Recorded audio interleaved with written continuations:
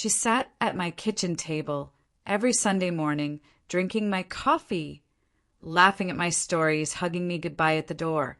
And the entire time, she was sleeping with my husband. Her name was Lisa, and for 2 years, I called her my best friend. But Lisa wasn't just some woman who wandered into my life. She had been in my husband's life long before I ever was. She was his ex-wife, and I had no idea. Let me take you back to the beginning. My name is Claire. I'm 63 years old, and I've been married to my husband, Richard, for 22 years.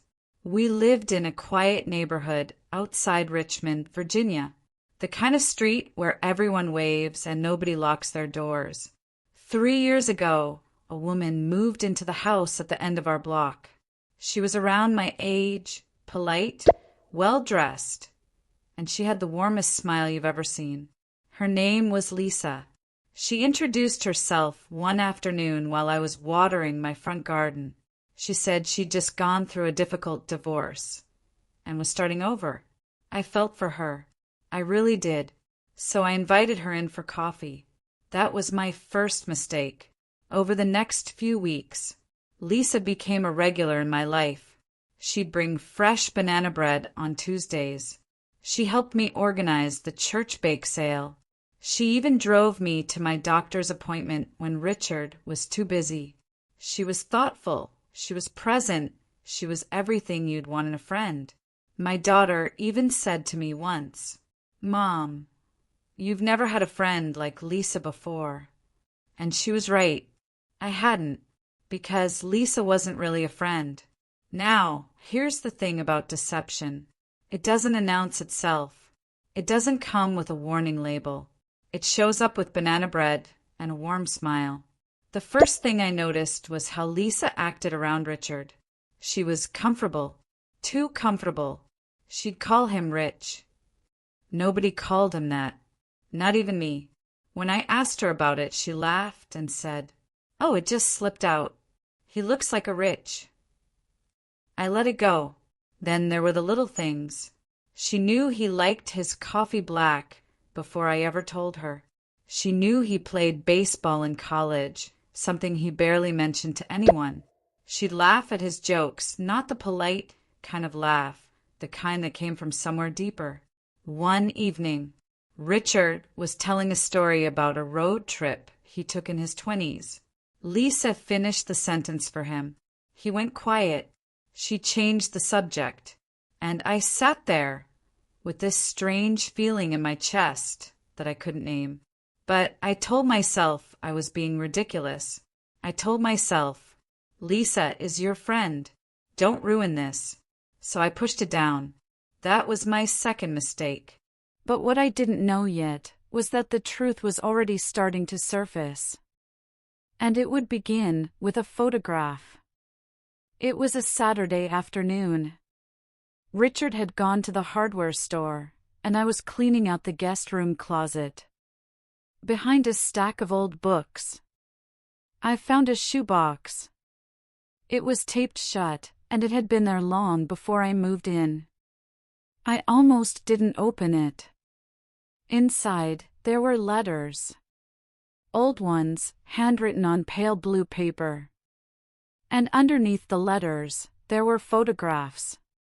One of them stopped me cold. It was Richard.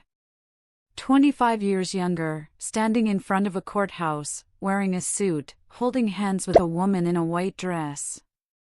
And that woman was Lisa. I sat on the floor of that closet for I don't know how long.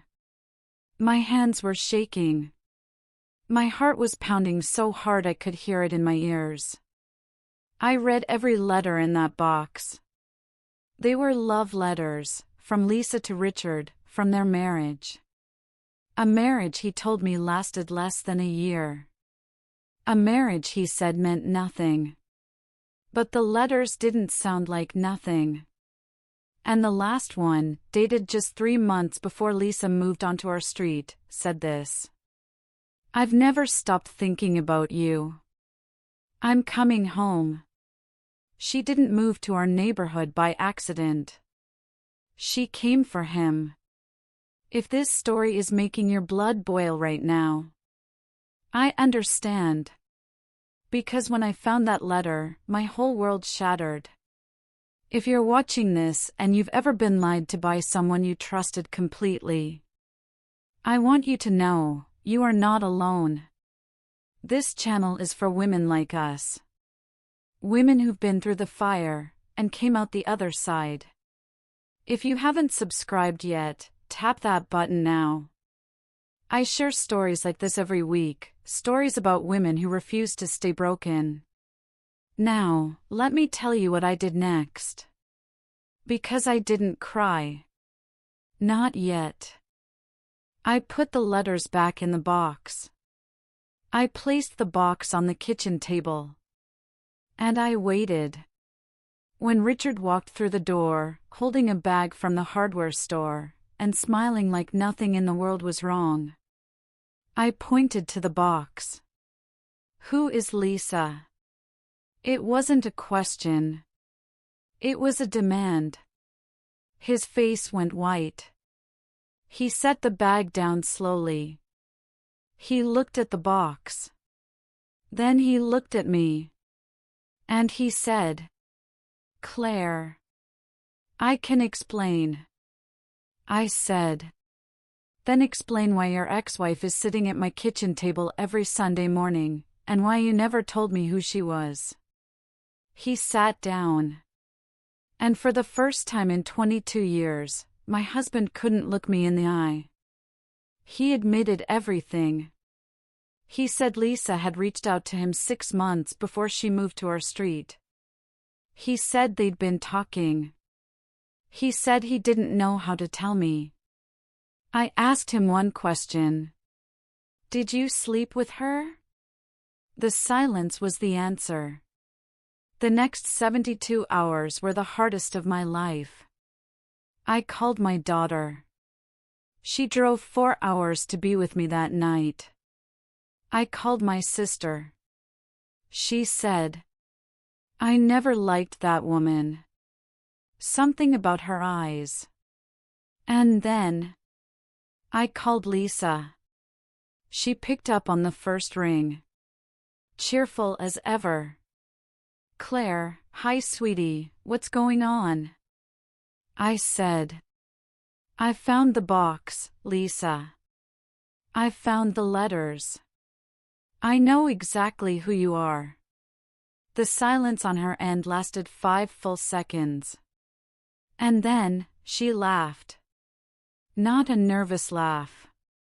Not an embarrassed laugh. A satisfied one. She said, "It took you long enough." That was the moment something inside me broke. Not in the way you'd expect, not into sadness, but into steel. Because that laugh told me everything I needed to know. She wasn't sorry. She was never going to be sorry. This was a game to her. And she thought she'd won. But here's what Lisa didn't know about me. I am not a woman who falls apart quietly. The next morning, I called a lawyer. Not for the divorce, not yet. I called about the house. You see, when Richard and I married, I had inherited my mother's property, and I used that inheritance as the down payment on our home. My name was on the deed. My money was in the walls. The lawyer confirmed what I already suspected. Legally, the house was mine. I also discovered something about Lisa that changed everything. My daughter, bless her heart, did some digging. And she found out that Lisa had been telling Richard she was financially stable. Independent. Well off. She wasn't. Lisa had $47,000 in debt. She had no savings. She had moved into that rental at the end of our street, because Richard had been paying her rent. With our money. I laid every receipt, every bank statement, every piece of evidence on the table in front of my lawyer. And then I filed for divorce. Richard begged me to reconsider. He said Lisa had manipulated him. He said he wanted to work things out. I said, "You had 2 years to work things out. You spent them lying to my face." Lisa tried to call me one more time. I didn't answer. Instead, I sent her a text. Just one line. "The only thing you won is a man who can be stolen." She never responded. 6 months later, I was in a new apartment. A smaller one, but it was mine. Every inch of it. My daughter helped me decorate. My sister brought flowers. My church group threw me a welcome dinner. Richard and Lisa lasted 4 months after the divorce. 4 months. She left him when the money ran out. And he called me, crying, asking if I'd take him back. I said, "Richard, I forgive you. But I will never go back. Because here's what betrayal teaches you, if you let it. It teaches you that your peace is not negotiable. It teaches you that loyalty given to the wrong person is not wasted. It just shows who you are. And it teaches you that walking away is sometimes the bravest thing a woman can do. If you're listening to this right now, and someone in your life is pretending to be your friend while destroying your world behind your back, trust that feeling in your chest. The one you keep pushing down. It's not paranoia. It's your instincts trying to protect you. Thank you for spending this time with me. These stories, your stories, they matter. If this one touched your heart or reminded you of someone who needs to hear it, please share it with them. And if you haven't subscribed yet, I'd love to have you here.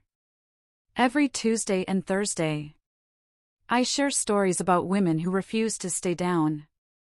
Hit that subscribe button, and I'll see you in the next one.